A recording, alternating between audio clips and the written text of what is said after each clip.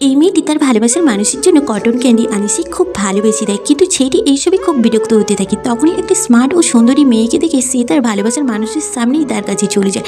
এটা দেখে মেয়েটি খুব কষ্ট পায়। মেয়েটি কলেজ থেকে বাড়ি ফিরছিল, তখনই মেয়েটি দেখে ছেলেটি সেই মেয়েটির সঙ্গে তার বিশ্রাম লিখেছে, তাই সে তাকে জল দেয়। তখনই ছেলেটি জল খেয়ে তাকে দেখে তার মুখে সব জল ছুঁড়ে মারে সেই মেয়েটির সামনে।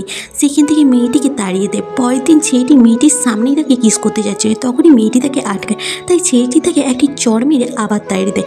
এই সব কিছু সে মেনে নিতে পারে না। তখনই মেয়েটি সুসাইড করতে যায়। তখনই এই রোহিত নামের ছেলেটি তাকে বাঁচিয়ে নেয়। সে তার সব ঘটনা শোনার পরে তাকে একটি পার্লারে নিয়ে গিয়ে তাকে সুন্দর করে সাজিয়ে আনে, তাকে খুব সুন্দর লাগছিল।